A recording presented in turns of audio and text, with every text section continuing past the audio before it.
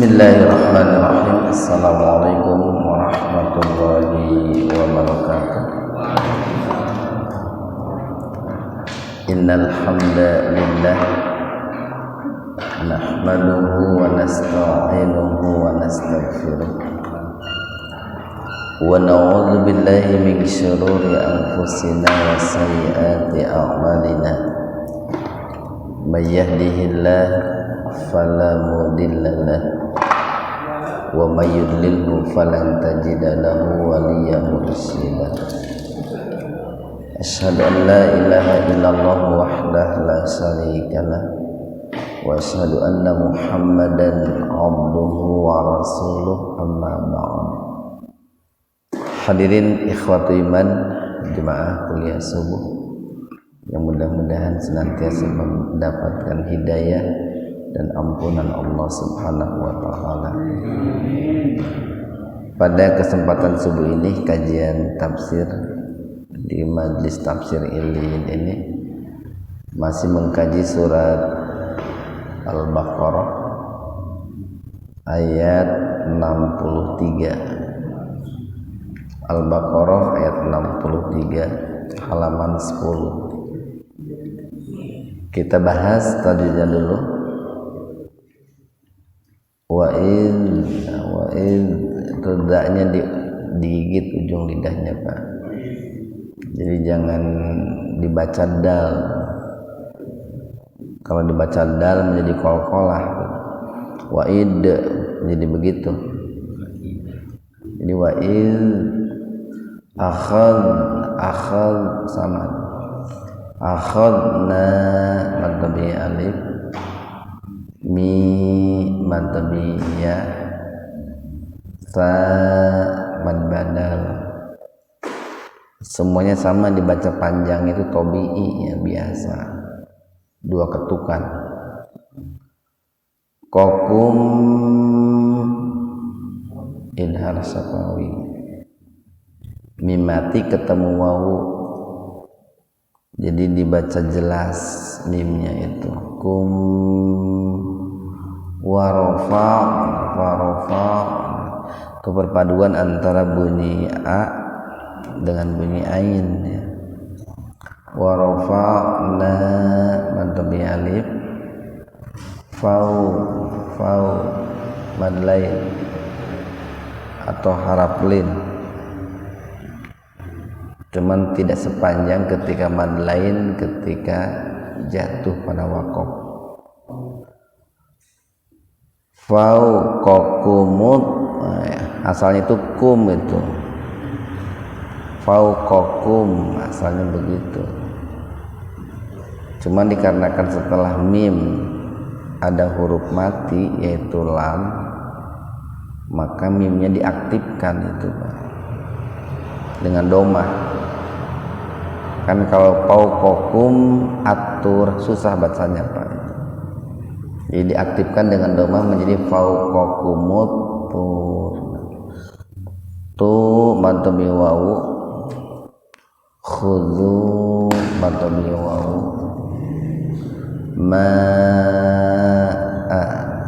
mad wajib mutasil, mantabi alif bertemu hamzah dalam satu kata. Mad jaiz munfasil, Pak. Antara ma dengan atainakum itu terpisah, jadi mad jaiz munfasil. A mad tabi alif, tai mad lain, na mad badal, kum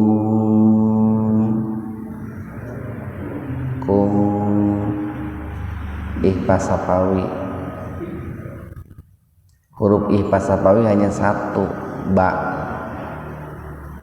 Jadi kebanyakan itu idhar safawi.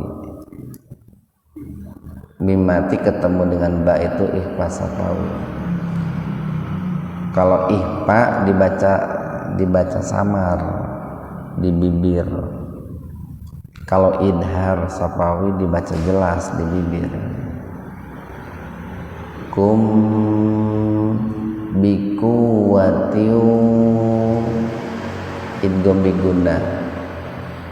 kasrotain ketemu wawu, membacanya itu dimasukkan, diidghamkan itu dimasukkan ke huruf wawu, biguna dengan mendengung gitu. Itiu wan jangan wade, bukan dal itu, wan huruf madami wawu, ma madami alif, fi madami ya. Nahinya jangan dibaca panjang, jangan fihi, jangan begitu, karena sebelum huruf H-nya itu huruf mati, ianya kan sukun, itu mati.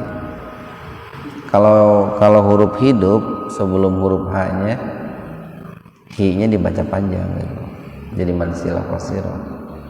Tapi karena huruf mati maka hi-nya dibaca qasar ya, dibaca pendek. La'allakum idhar safawi tattaqun man arid lisukun. Ikhwan fiddin arsadakumullah. Al-Baqarah ayat 63 ini masih mengkisahkan tentang Bani Israel ya. Masih mengkisahkan tentang anak cucu keturunan Nabi Yakub alaihissalam dari ke-12 anaknya itu kan. Kemarin kita sampaikan bahwa Nabi Yakub itu kan memiliki 12 orang anak. Nah itu semuanya keturunan Bani Israel itu, yang tersebar di berbagai pelosok gitu ya. Wa'id, dan ingatlah, akhadna itu mengambil gitu. Bisa juga membuat lah. Wa akhadna, nah itu kembali kepada Allah itu, kata ganti untuk lafaz Allah. Akhadallah, masalahnya begitu. Jadi akhadna ketika kami mengambil, misaqakum, al-misaq itu perjanjian ya, misaqon golido itu. Jadi al-misaq itu perjanjian yang kuat itu. Bahkan bisa juga nanti kalau hari ini kan perjanjian yang kuat itu biasanya memakai sumpah gitu ya. Bahkan sumpahnya di bawah Al-Quran gitu. Kalau hari ini gitu ya. Jadi misaqakum ya, perjanjian dengan kalian. Dan ingatlah ketika kami, kata Allah, membuat perjanjian dengan kalian. Nah perjanjian apa? Perjanjian bahwa orang-orang Bani Israel itu akan senantiasa mentaati Allah, akan senantiasa tunduk kepada Allah. Dan perjanjian itu pernah dilakukan berulang kali sebetulnya Pak.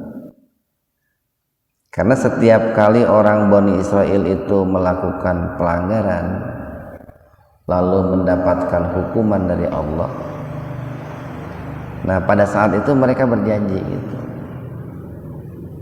bahwa mereka itu tidak akan mengulangi kesalahan itu. Samalah seperti kita hari ini Pak, atau seperti orang hari ini. Itu kan ketika melakukan sebuah kesalahan lalu dihukum, itu kan suka berjanji gitu, saya tidak akan mengulangi lagi gitu. Saya minta maaf, saya minta ampun, berjanji tidak akan berbuat seperti itu lagi. Nah orang Bani Israel pun pernah melakukan perjanjian dengan Allah itu berkali-kali gitu ya. Tentu di hadapan Nabi Musa alaihissalam. Salah satunya kan ketika mereka ini tidak percaya dengan apa yang dikatakan oleh Nabi Musa sebelum mereka itu bertemu Allah secara langsung, sebelum mereka itu melihat Allah secara langsung. Wa rafa'na, wa dan rafa'a, rafa'a itu mengangkat, bisa juga meninggikan gitu. Wa rafa'na dan kami angkat atau kami tinggikan, fauqakum, nah fauqa di atas kum kalian, at-tur, bukit Tursina itu disebut dengan at-tur Pak, karena gunungnya itu ini banyak tumbuhan. Jadi bedanya al-jabal dengan at-tur, kalau jabal itu gunung yang tidak ada tumbuh-tumbuhannya. Makanya kalau di daerah Arab Saudi gitu ya, di Mekah Madinah gitu, yang namanya jabal-jabal itu kan tidak ada tumbuhannya Pak. Mau Jabal Rahmah gitu ya, mau Jabal Uhud gitu, kan batu itu, batu. Tapi kalau at-tur itu gunung yang ada tumbuh-tumbuhannya. Makanya Nabi Musa pernah berbicara dengan Allah gitu ya. Di Bukit Tursina itu kan di balik pohon itu ya Pak ya, di balik pohon. Di at-tur itu adalah gunung yang ada tumbuh-tumbuhannya. Jadi warofa'na dan kami tinggikan fauqakum di atas kalian itu at-tur, Bukit Tursina. Nah ini kan sebagai sebuah peringatan Pak, bahkan sebuah ancaman ya, bahwa ketika Allah membuat perjanjian dengan orang-orang Bani Israel itu di situ ada semacam apa ya, ada semacam sanksi yang akan mengancam mereka gitu, jika mereka itu melanggar perjanjian. Apa sanksinya itu? Ya Allah tinggikan ya, Allah angkat Gunung Tursina itu di atas mereka gitu. Walaupun dalam hal ini para ulama itu ada dua pendapat gitu ya. Ada yang mengatakan bahwa betul-betul Gunung Tursina itu diangkat ya, di atas kepala mereka atau di atas negeri mereka. Ada yang mengatakan bahwa Gunung Tursina itu Allah tinggikan ya, dekat dengan pemukiman mereka. Makanya tadi saya mengatakan rofa'a itu bisa meninggikan, bisa mengangkat.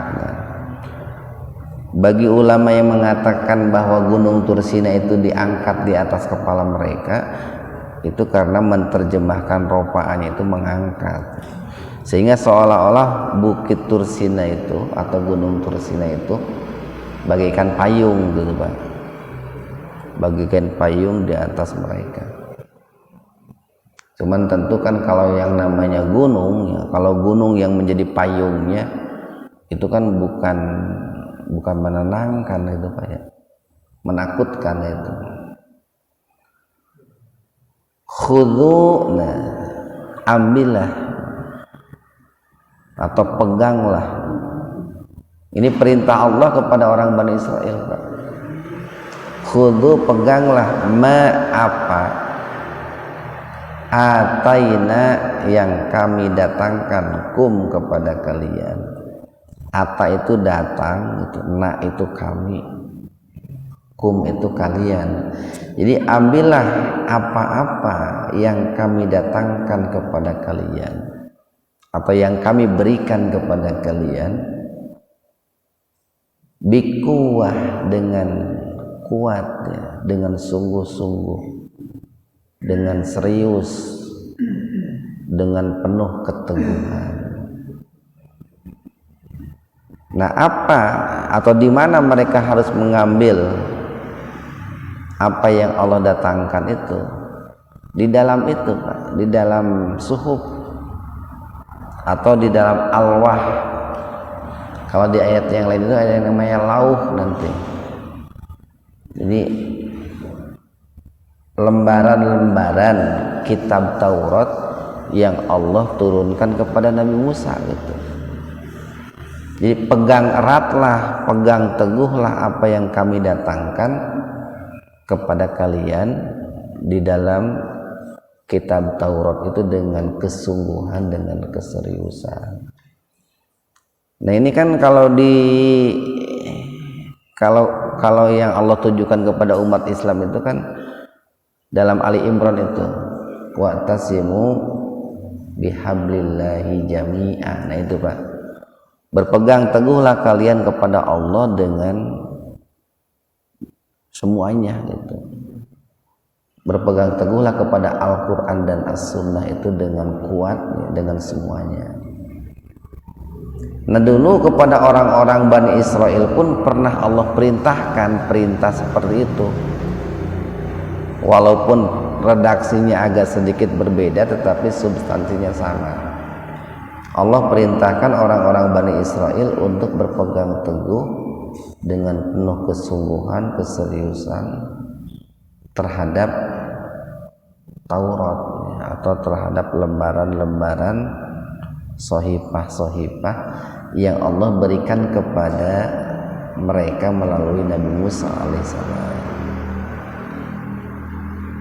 Makanya kemarin kita sampaikan,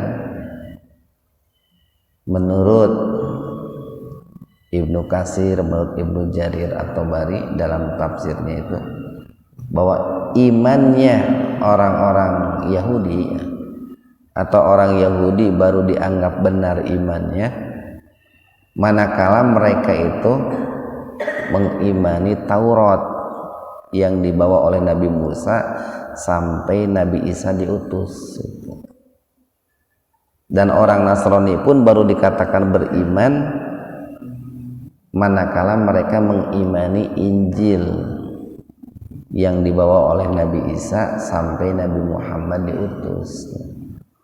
Nah kalau di sini dipertegas lagi, ambil apa yang ada dalam kitab itu dikuah dengan segenap kekuatan. Wadhkuru, dan ingatlah oleh kalian, dan udhkuru, zikir, ingatlah oleh kalian. Itu waw dan alif itu menunjukkan banyak gitu, kalian itu. Dan ingatlah oleh kalian ma apa-apa fihi yang ada di dalamnya, maksudnya fit Taurat, yang secara garis besar isi kitab Taurat itu kan sama lah dengan Al-Quran. Satu berisi tentang perintah, yang kedua berisi tentang larangan, kan garis besarnya begitu. Ada perintah yang Allah wajibkan, ada larangan yang Allah haramkan. Walaupun ada beberapa larangan gitu Pak ya, atau ada beberapa syariat yang Allah turunkan kepada Bani Israel dengan kepada kita itu berbeda. Tapi tidak banyak syariat Pak, bukan akidah. Kalau akidahnya sama, baik kita ataupun orang Bani Israel diperintahkan untuk mengesahkan Allah. Jadi kalau ada orang Bani Israel baik Yahudi atau Nasrani yang tidak mengesahkan Allah, berarti tidak sesuai dengan ajaran Taurat dan Injil. Karena kan seluruh Nabi dan Rasul itu semuanya mengesahkan Allah. Nabi Musa, Nabi Isa mengesahkan Allah. Cuman ada beberapa syariat yang berbeda, seperti syariat saum gitu kan Pak ya. Perintah saumnya ada, tapi pelaksanaan saumnya agak berbeda. Jadi nggak banyak lah, ada sedikit gitu. Jadi wadhkuru, dan ingatlah oleh kalian ma apa-apa, atau perintah-perintah, larangan-larangan fihi yang ada di dalam Taurat itu. La'allakum, supaya kalian itu, la'alla itu harfu taraji, itu huruf yang menunjukkan sebuah pengharapan. Yang sering kita katakan yang namanya harapan itu belum tentu terwujud semuanya, belum tentu terrealisasi, kan namanya juga baru harapan. Jadi la'allakum, mudah-mudahan kalian atau agar supaya kalian tattaqun, menjadi orang-orang yang bertakwa, menjadi orang-orang yang takut kepada Allah Subhanahu wa taala. Jadi dulu orang-orang Bani Israel itu sama diperintahkan oleh Allah melalui lisannya Nabi Musa dalam Taurat itu diabadikan. Itu supaya mereka bertakwa sama seperti kita. Tsumma, kemudian, ini ada jeda waktu nih.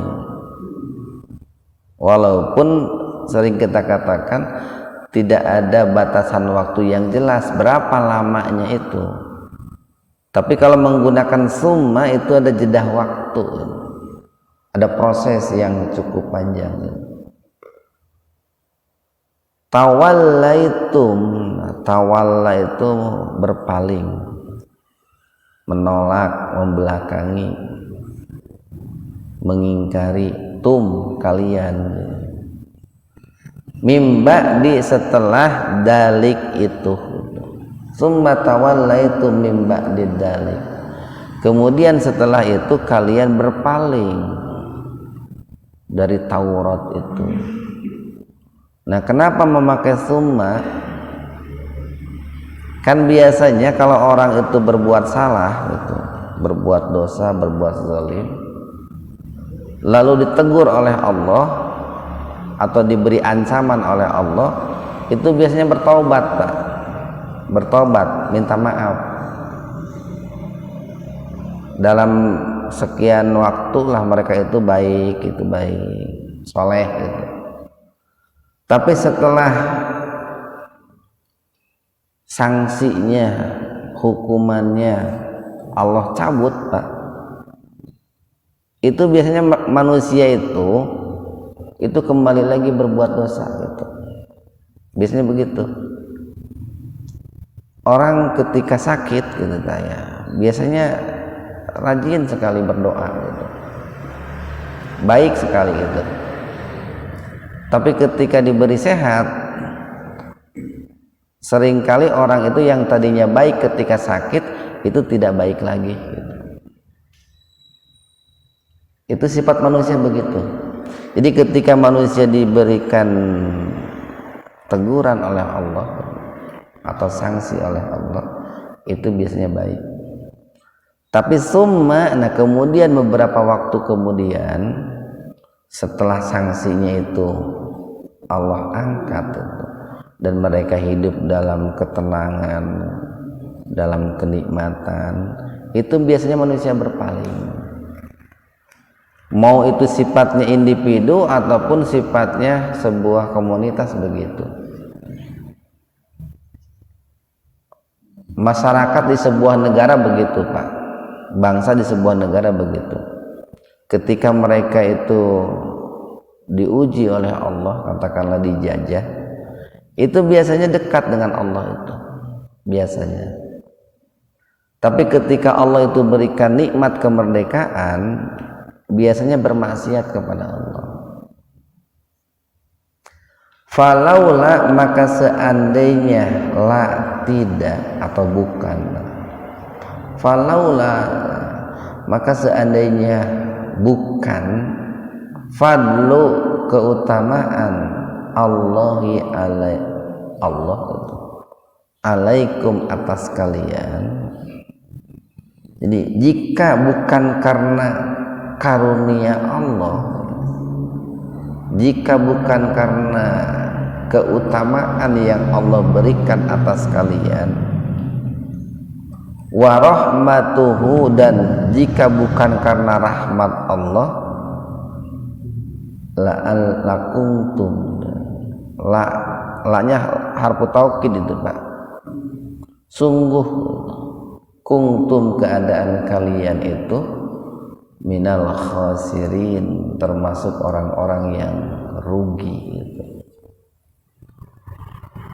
Jadi wahai orang-orang Bani Israel gitu, jika bukan karena karunia Allah, jika bukan karena keutamaan dan keistimewaan yang Allah berikan kepada kalian, dan jika bukan karena rahmatnya, sungguh kalian itu termasuk orang-orang yang merugi. Nah, tempo hari pernah kita sampaikan bahwa salah satu nikmat yang Allah karuniakan kepada orang-orang Bani Israel itu kan Allah fadolnakum itu ya. Ayat berapa itu Pak? Ya Bani Israil adkuru nikmatiyallati an'amtu alaikum wa anni faddaltukum alal alamin. Itu dalam ayat sebelumnya pernah kita bahas tuh. Wa anni faddaltukum alal alamin. Ayat berapa Pak? Ayat 27 ya. 47. Halaman 7 Pak itu. Nah, itu. Ya Bani Israil adkuru nikmati allati an'amtu alaikum wa anni faddaltukum. Nah, di situ ada kata-kata faddaltukum. Nah, di sini diulang lagi nih, kalau bukan karena kata Allah itu, kalau bukan karena fadlullah, bukan karena keutamaan dan karunia yang Allah berikan kepada kalian, dan bukan karena rahmat Allah, pasti kalian itu akan termasuk orang-orang yang rugi. Nah, cuman perlu kita sadari juga Pak begini, atau perlu kita pahami bahwa karunia Allah, keutamaan dari Allah itu akan Allah berikan baik kepada orang Bani Israel ataupun kepada kita orang Indonesia gitu Pak. Itu manakala kita pun mengutamakan Allah gitu Pak. Manakala kita pun memuliakan Allah gitu. Manakala kita pun mengistimewakan Allah. Nah, orang-orang Bani Israel ketika mereka itu memuliakan Allah, diangkat derajatnya oleh Allah Pak. Salah satunya adalah Nabi Yusuf itu Pak. Nabi Yusuf itu kan memuliakan Allah gitu, mengistimewakan Allah. Maka Allah berikan karunia yang sangat besar kepada Nabi Yusuf itu, sampai Mesir itu bisa maju seperti itu. Itu kan jasa besarnya Nabi Yusuf itu. Sampai Mesir itu dikenal oleh pelosok dunia. Itu karena karunia yang Allah berikan kepada Nabi Yusuf. Karena Nabi Yusuf itu mengistimewakan Allah. Tapi ketika Nabi Yusuf meninggal, kemudian Mesir itu dipegang oleh Fir'aun, itu kan Allah hinakan Mesir itu. Bahkan Allah tenggelamkan Mesir itu. Nah, orang-orang Bani Israel pun dulu begitu Pak. Ketika mereka memuliakan Allah, Allah muliakan mereka. Tapi ketika mereka menghinakan Allah, Allah pun menghinakan mereka. Dan hukum itu berlaku bukan hanya untuk orang Bani Israel, tapi berlaku juga untuk seluruh manusia di dunia itu. Ketika manusia memuliakan Allah, Allah muliakan. Dengan berbagai macam cara yang Allah tentu memuliakannya itu. Dan ketika manusia menghinakan Allah, Allah pun menghinakan manusia, tentunya dengan cara-cara Allah itu menghinakannya itu. Kita lanjutkan ayat 65. Walaqad wa dan laqad. sungguh-sungguh. Lakod itu harfu taukid itu Pak. Ada dua nih di sini harfu taukidnya, satu lam gitu. Dua qad. Itu menunjukkan betapa ini ya, peneguhan atau pengukuhannya itu begitu kuat gitu, sampai double harfu taukidnya itu. Walaqad, dan sungguh-sungguh, alimtum, alima mengetahui, tum itu antum gitu. Jadi alima antum digabung jadi alimtum, kalian telah mengetahui. Siapa kalian di sini? Orang-orang Bani Israel yang hidup di zaman Nabi Muhammad ketika ayat ini turun gitu.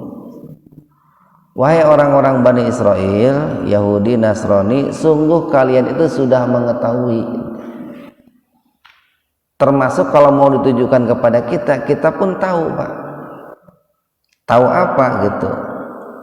Tahu tentang sebuah kisah, tentang sebuah peristiwa besar ini kan, sampai ceritanya itu turun temurun itu. Yaitu alladzina, orang-orang yang i'tadau itu melanggar atau melampaui batas. I'tadau ya, orang-orang yang melakukan pelanggaran, minkum, di antara kalian, fis sabti, di hari Sabtu. Ini kisah ashabus sabat ini sangat terkenal ini, khususnya di kalangan orang Bani Israel. Jangankan orang Bani Israel, kita aja orang Islam tahu itu Pak. Kita orang Islam kan sering mendengar kisah orang-orang yang melanggar di hari Sabtu itu. Nah di situ ada kata-kata minkum, menunjukkan tidak semua Pak. Min itu kan sebagian, min sebagian, kum di antara kalian. Jadi tidak semua orang Bani Israel itu melanggar di hari Sabtu. Makanya kalau kita merujuk kepada penafsiran Ibnu Katsir, beliau mengatakan orang Bani Israel pada saat itu terbagi kepada 3 kelompok. Dan manusia itu sampai kapanpun akan terbagi kepada 3 kelompok ini Pak. Hari ini pun manusia terbagi kepada 3 kelompok. Satu, ada kelompok yang berbuat zalim gitu Pak, yang berbuat dosa. Di zaman Bani Israel ada, di zaman sekarang juga ada, sampai hari kiamat pun ada. Nah kelompok yang pertama inilah kelompok yang mengundang datangnya murka Allah Pak. Kelompok dolim inilah yang mengundang hadirnya hukuman dari Allah. Kelompok inilah yang mendatangkan bencana-bencana, sanksi-sanksi dari Allah. Yang kedua,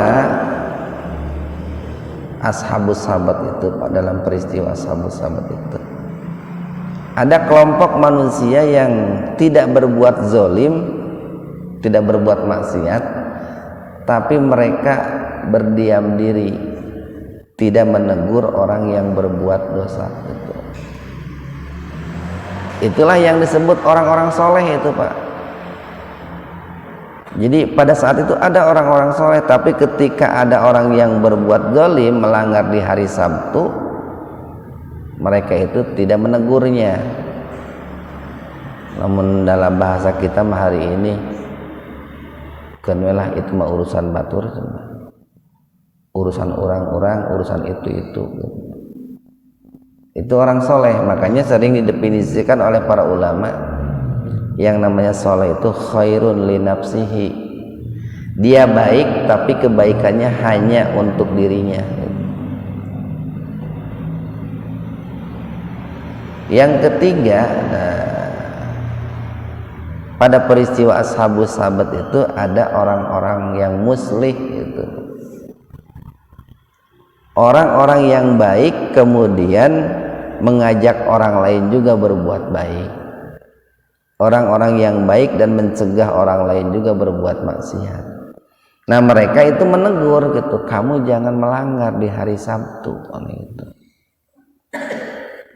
Kan kalau kita baca dalam kisahnya nanti bisa ketemu dalam surat Al-A'raf itu Pak, lebih jelasnya itu dijabarkan oleh Allah dalam surat Al-A'raf tentang peristiwa Ashabus Sabat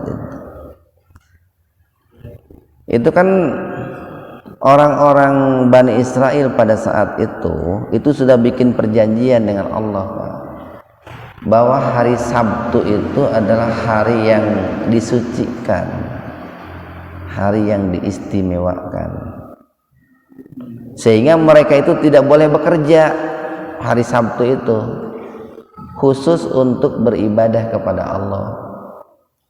Nah ini ada perbedaan Pak dengan kita nih, kita diberikan nikmat kelonggaran oleh Allah dibanding Bani Israel. Kalau orang Bani Israel dulu full Pak, satu hari Sabtu itu tidak boleh kerja gitu, fokus beribadah. Tapi kalau umatnya Nabi Muhammad, hari Jumat, setelah hari Jumat apa? Setelah Jumatan, fantasiru fil ardh Pak. Dalam surat Al-Jumu'ah itu kan kumaha bunyinya teh? Fa idza qudiyatis sholatu fantasiru fil ardh wabtagu min fadlillah. Kalau selesai sholat Jumat kalian intisar, bertebaran di muka bumi dan carilah karunia Allah. Jadi ente sampai satu hari, kita ini jangankan satu hari, setengah hari gente.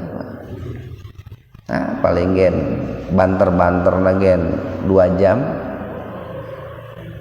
dari mulai persiapan sampai selesai sholat Jumat itu. Nah itu yang tadi saya katakan ada sedikit perbedaan dalam syariat itu. Sama orang Bani Israel disuruh memuliakan dulu salah satu hari, yaitu hari Sabtu. Kita disuruh memuliakan oleh Allah salah satu hari, hari Jumat, dengan menunaikan sholat Jumat. Tapi pelaksanaannya beda. Bani Israel itu full satu hari, kita itu tidak full. Itu kan nikmat dari Allah itu. Tetapi keutamaannya sama, atau karunia yang Allah berikan sama. Makanya itu kan dalam sebuah hadis itu, salah satu nikmat yang Allah berikan kepada umat Nabi Muhammad itu, sekalipun umat Nabi Muhammad itu umurnya pendek-pendek, tetapi oleh Allah dilipat gandakan Pak pahala kebaikannya itu. Berbeda dengan orang-orang terdahulu, umurnya panjang-panjang ratusan tahun, tetapi tidak dilipat gandakan seperti umatnya Nabi Muhammad. Tidak sebanyak dalam pelipat gandaannya itu berupa pahala seperti yang Allah berikan kepada umatnya Nabi Muhammad. Nah, walaupun kalau kita baca dalam kisahnya itu Pak, sebetulnya orang-orang Bani Israel itu tidak melanggar di hari Sabtunya, tidak. Mereka itu mensiasati Allah lah, menipu Allah gitu. Menipu Allahnya bagaimana? Mereka itu memasang jaring Pak di hari Jumat itu, malam Sabtu. Jadi kan di hari-hari biasa ikan itu jarang gitu Pak. Ikan di laut itu jarang gitu. Tapi mendadak kalau setiap hari Sabtu ikannya itu banyak gitu. Di laut itu banyak sekali. Nah maka oleh mereka itu karena ada larangan untuk bekerja menangkap ikan di hari Sabtu, disiasati, mensiasati Allah menurut. Bagaimana mensiasatinya itu? Mereka memasang jalanya itu di hari malam Sabtu, di hari Jumat malam lah, Jumat malam. Dan diambilnya pun jaringnya itu bukan hari Sabtu tapi hari Ahad Pak. Jadi dipasangnya malam Sabtu, diambilnya ikannya itu hari Ahad. tetapi itu dipandang sebagai sebuah tipu daya lah, sebuah tipu daya menipu Allah gitu. Nah itu kan kalau dikaitkan dengan kita Pak hari ini nih, orang di zaman kita lah gitu. Banyak orang itu kan yang mensiasati Allah itu. Banyak orang itu ketika oleh Allah dilarang jangan begitu gitu, dia berusaha mensiasati Allah gitu. Bagaimana supaya rada beda bahasanya gitu. Cek Allah teh jangan makan riba, diganti we ku bunga ngaranna gitu.